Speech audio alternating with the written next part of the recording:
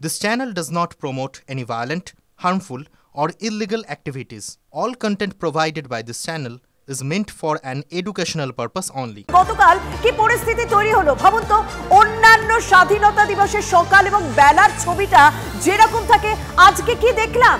আজকে সকালে আমরা রীতিমতো ধ্বংসস্তূপের ছবি আপনাদের সামনে তুলে ধরতে বাধ্য হলাম, কারণ গতকাল একটা স্বতঃস্ফূর্ত প্রতিবাদ চলছিল। সেই প্রতিবাদে যারা হামলা চালালো দুষ্কৃতীরা রীতিমতো ধ্বংসস্তূপে পরিণত করে দিয়ে গেছে। আর এই আরজি করে হামলাকারী কারা ছিল এই ঘটনার পিছনে? ইতিমধ্যেই কলকাতা পুলিশের পক্ষ থেকে একটি ছবি প্রকাশ করা হয়েছে।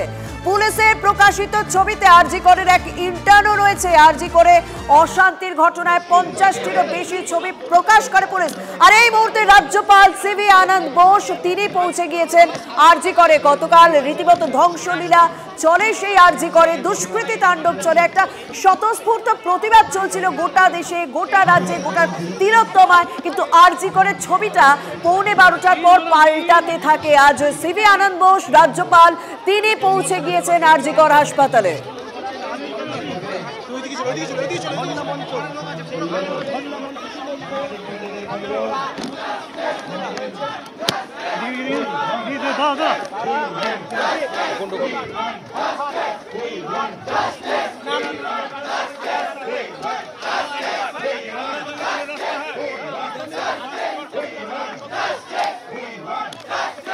আমাদের সঙ্গে রয়েছেন চিকিৎসক সুবীর গঙ্গোপাধ্যায়, সরাসরি আমাদের সঙ্গে রয়েছেন।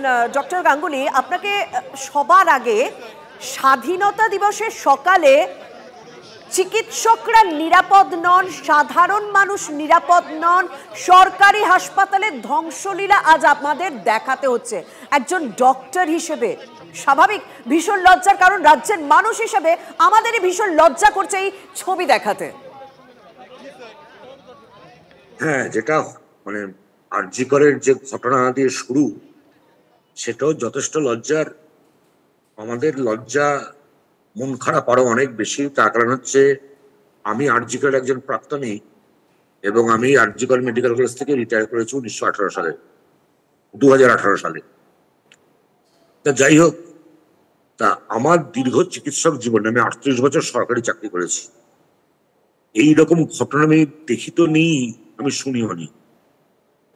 যে এই যে কালকে রাত্রিবেলা যে হুলিগানিজম হয়েছে সেটা তো অন্য কথা, কিন্তু প্রথমে যে ঘটনাটি ঘটেছিল সেটা তো অকল্পনীয়। অন ডিউটি ডাক্তার, একটি ছোট মেয়ে এবং সরকারি হাসপাতালে তথাকথিত নিরাপত্তার ঘেরাটোপের মধ্যে, যেটা এখন আমাদের শুনতে হচ্ছে যে সর্বোচ্চ প্রশাসকের স্তর থেকে বলা হচ্ছে খুব নিরাপদ, সমস্ত রকম নিরাপত্তা দেবো। তা কি নিরাপত্তা ছিল সেটা তো বোঝাই গেল মেয়েটির ওই ঘটনায়। আর কি নিরাপত্তা হতে চলেছে আগামী দিনে সেটাও কালকে মাঝরাতে আরজি করের ঘটনাতে আমরা বুঝতে পেরে গেলাম। একদম ডক্টর গাঙ্গুলি, যে তাণ্ডব কালকে চললো, আপনি নিজেও প্রাক্তনী এবং যারা আন্দোলন করছেন তারা তো বর্তমানেই সেখানে কাজ করছেন, পড়াশোনা করছেন। আজ এই যে গতকাল ধ্বংসলীলা চললো, আজ কলকাতা পুলিশের পক্ষ থেকে যে সমস্ত ছবি পোস্ট করা হলো সেখানে একজন ইন্টার্নকে মার্ক করে দেওয়া হয়েছে যে সে নাকি ওখানে ধ্বংসলীলা চালিয়েছে, সে নাকি ভাঙচুর করেছে। কোনো আন্দোলনকারী, কোনো প্রতিবাদকারী যদি মানে সত্যি এরকম ধ্বংসলীলা সে চালাতে পারে না? এখানেও কোনো কলকাতা পুলিশের কোনো একটা ইন্ধন রয়েছে, কোনো কোথাও একটা মার্ক করে দেওয়া ইন্টার্নদের, কোথাও তাদের ভয় দেখানো। এটা হতে পারে, কিন্তু আমার নিজের যেটা মনে হয় যে তার থেকে বড় জিনিসটা হচ্ছে, আমি যতখানি টুকরোটাকরা খবর পেয়েছি, কালকে রাত্রে আমিও ব্যস্ত ছিলাম, দু একটা জায়গায় গিয়েছিলাম। আমাদের এখন বয়স হয়েছে, বেশি তো দৌড়ঝাঁপ করতে পারি না, কিন্তু আরজি করে খবর প্রতিনিয়ত রাখছি। আমি যা খবর পেয়েছি কালকে রাতের ব্যাপারটায়, যে রাতের দিকে আরজি করে পুলিশের সংখ্যা কম ছিল তুলনামূলকভাবে, এবং তারপর যখন এই ঘটনাটা ঘটেছে একটি মিছিল থেকে দৌড়ে সেরকম প্রায় অত ছেলে, হাতে আঁতলা ইট এবং বিভিন্ন রকম বাঁশের টুকরো ইত্যাদি ইত্যাদি নিয়ে, তারা এসে সামনে যাকে পেয়েছে তাকে মেরেছে। এবং এই ঘটনা এমার্জেন্সি যথেচ্ছ ভাঙচুর করেছে। এই যে মুখ্যমন্ত্রী কালকেও বলেছেন যে যত সত্তর স্বাভাবিক অবস্থা ফিরিয়ে আনুন, উনি কাদের বলছেন? ডাক্তারদের বলছেন। ডাক্তাররা কালকে উনি এসে একবার এমার্জেন্সি সিচুয়েশনটা দেখে যান, বা আমাদের ওপরই এনটি ডিপার্টমেন্টটা দেখে যান।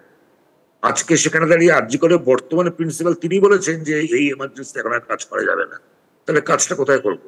তাহলে কি হাসপাতালগুলো তুলে দেবে পশ্চিমবঙ্গ থেকে? এবং আমার নিজের ধারণা যে এই ঘটনার পরে যে ফোর্স পুলিশ মানে পুলিশ ফোর্স বলে যেটা, সেটা এসছে প্রায় 1 ঘন্টার পরে। অর্থাৎ পুলিশের আমরা জানি বিভিন্ন স্পেশাল ব্রাঞ্চ আছে, আইবি আছে, এবং এই অঞ্চলের যা লোকজন মোটামুটি তার কাছে অঞ্চলের লোকজন বলে আমাদের কাছে খবর। তাহলে পুলিশের আইবি বা এসবি কোনো খবর পেল না যেরকম একটা ঘটনা ঘটতে পারে? কোনো সেই রকম ফোর্স হাতের কাছে মজুত রাখা হলো না। আমার মনে হচ্ছে এটার সঙ্গে প্রশাসনের একটা আঘাত আছে, এবং পুলিশ ছবি ছাপিয়ে সেই নিখোঁজ একজন খুন করে পালিয়ে গেছে বা একজন মেরে দিয়ে চলে গেছে, এই ধরনের ক্ষেত্রে এটা করে। এই ছবি টবি পুলিশ সবাইকে চেনে, তার কারণ তারাও লোকাল পুলিশ, তারাই ক্রিমিনালদের হ্যান্ডেল করেন। সুতরাং কিন্তু তারা ধরা পড়বে কিনা এবং শাস্তি হবে কিনা এটা হচ্ছে বড় বিষয়। ডক্টর গাঙ্গুলি, সত্যি গত কয়েকদিনের যে ঘটনা, তিলোত্তমার ঘটনা, আরজি করের নিরাপত্তা নিয়ে প্রশ্ন তুলেছে, চিকিৎসকদের নিরাপত্তা নিয়ে প্রশ্ন তুলেছে, তার উপর গতকাল একটা স্বতঃস্ফূর্ত প্রতিবাদ, প্রচুর মানুষ সেখানে সামিল হয়েছে। সেক্ষেত্রে স্বাভাবিকভাবে একটা অতিরিক্ত নিরাপত্তা দেওয়ার কথা। তার পাশাপাশি আরজি করে তো রোগীরা চিকিৎসাধীন ছিলেন, তাদেরও তো একটা আলাদা করে নিরাপত্তার প্রয়োজন ছিল। আপনার কি মনে হয় যথেচ্ছ নিরাপত্তা ব্যবস্থা গতকাল রাতে পুলিশ মোতায়েন রেখেছিল আরজি করে বা আরজি কর চত্বরে? না, ছিল না তো। এবং যার জন্যই বলছি, আমার কাছে যা খবর হয়েছে, আপনারও খবর নেবেন আপনাদের সোর্সে, ইভেন কিছু মিসক্রিয়েন্টস লেডিস হোস্টেলে ঢুকে পড়েছিল কালকে রাত্রিবেলা ওই অবস্থায়। তা সুতরাং এই যে নিরাপত্তার কথা যেটা আমরা চাইছি এবং বারবার সর্বোচ্চ প্রশাসক মুখ্যমন্ত্রী বলছেন হ্যাঁ সব নিরাপত্তা আমরা দেবো, ভবিষ্যতে আমরা দেখবো, তাই এই তো তার কথা 24 ঘন্টা হয়নি, তার মধ্যেই তো এই জিনিস ঘটে গেল। এবং জানি না যে তাদের মধ্যে কোনো কন্ট্রাডিকশন বা কিছু আছে কিনা। মানে ক্ষমতাসীন রাজনৈতিক দলের প্রশ্রয় ছাড়া এই ধরনের ক্রিমিনাল যারা, তারা কিন্তু প্রসিড করে না। ডক্টর গাঙ্গুলি, আপনি সঙ্গে থাকুন। স্বাভাবিকভাবে আপনি পুলিশ প্রশাসনের ভূমিকা নিয়ে তো প্রশ্ন তুলছেন, আপনি কেন, এখন সাধারণ মানুষও তুলছেন। আমার সঙ্গে রয়েছেন অবসরপ্রাপ্ত পুলিশ কর্তা নজরুল ইসলাম। আপনাকে স্বাগত। আপনার দীর্ঘদিনের একটা ক্যারিয়ার রয়েছে, আপনি বহু ক্রিটিক্যাল সিচুয়েশন হ্যান্ডেল করেছেন, সলভ করেছেন। আপনার অভিজ্ঞতা কি বলছে? গতকাল আরজি করে যে পরিস্থিতি তৈরি হয়েছিল, কোথাও কি পুলিশের কাছে আন্দাজ ছিল না এত মানুষ সেখানে জমায়েত হবে, এরকম পরিস্থিতি তৈরি হতে পারে? যথেচ্ছ নিরাপত্তা ব্যবস্থা কি জোরদার ছিল? পুলিশ ফোর্স কি যথাযথ ছিল গতকাল আরজি করে? আপনার কি মনে হয়? দেখুন, আমি আগেও বলেছি যে এই লেডি ডাক্তারের ধর্ষণ এবং হত্যার ব্যাপারে কলেজ কর্তৃপক্ষ এবং পুলিশ কর্তৃপক্ষ আসল ঘটনা চাপা দিতে চাইছেন, সাক্ষ্য প্রমাণ লোপাট করতে চাইছেন। গতকাল যা ঘটেছে সেটা তার একটা অংশ। দেখুন, পুলিশের তো শুধু ইউনিফর্ম পরা পুলিশ থাকে না, ইন্টেলিজেন্স ব্রাঞ্চ, যেটাকে কলকাতা পুলিশে স্পেশাল ব্রাঞ্চ বলে, তাদের প্রতিটা থানায় পোস্টিং থাকে। অতএব পুলিশ যদি বলে আমাদের কাছে কোনো খবর ছিল না, তাহলে তারা স্বীকার করে নিচ্ছে যে ইন্টেলিজেন্স ফেলিওর, অর্থাৎ এটা পুলিশের ব্যর্থতা। কিন্তু আমি তা মনে করি না। আমি মনে করছি যে পুলিশের কাছে খবর ছিল, কিন্তু যারা ঘটনাটা ঘটাচ্ছে তাদের বিরুদ্ধে কোনো রকম ব্যবস্থা নেওয়ার ক্ষমতা তাদের ছিল না, যেহেতু দলদাস হয়ে গেছে। দেখুন, যারা উই ওয়ান্ট জাস্টিস বলে আন্দোলন করছেন এবং সঠিক তদন্ত হোক চাচ্ছেন, তারা এরকম ঘটনা ঘটাবেন সেটা আনলাইকলি।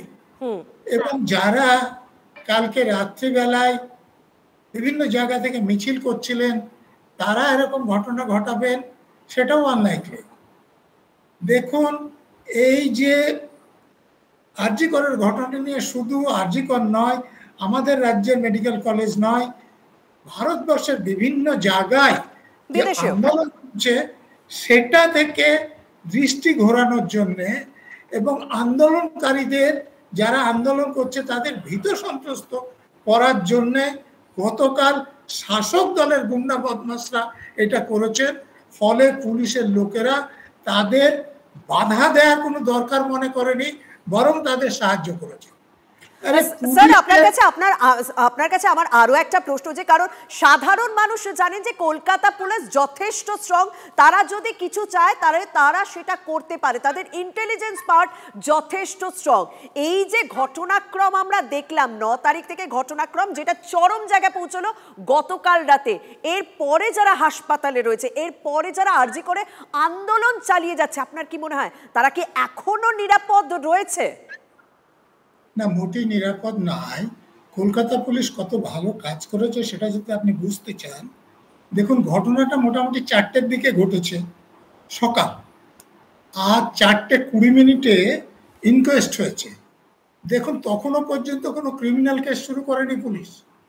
তো ইনকোয়েস্ট রিপোর্টে যে ইনজুরিগুলো লিখেছে, তার যৌনাঙ্গ থেকে রক্তক্ষরণের কথা বলেছে, সে অর্ধনগ্ন ছিল সেটা লিখেছে। তারপরে কি করে ইউডি কেস করে, তারপরে তো ক্রিমিনাল কেস করতে পুলিশ বাধ্য করেনি, সেটা দোষীকে রক্ষা করার জন্য করেনি, সেটা ঘটনাটা ধামাচাপা দেওয়ার জন্য।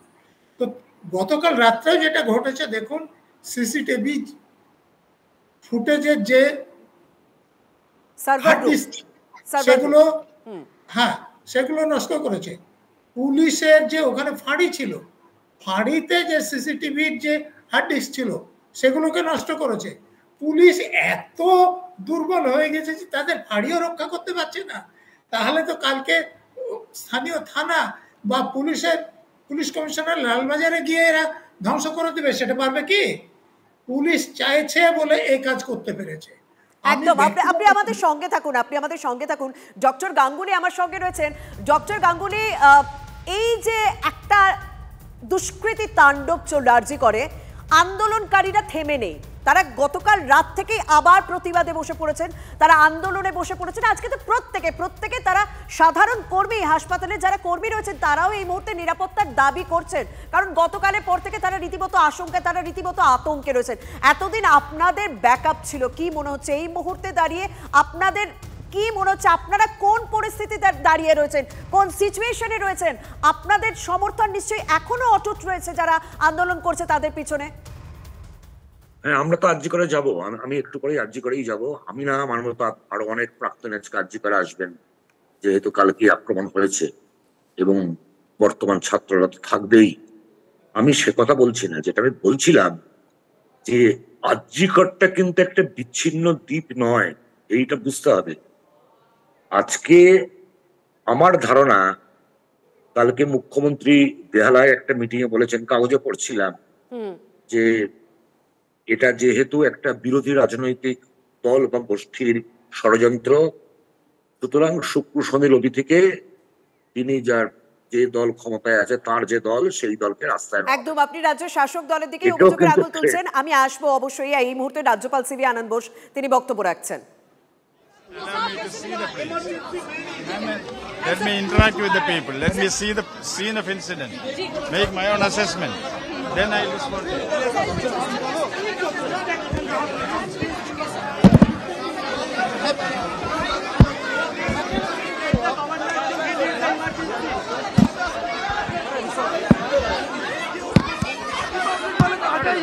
Not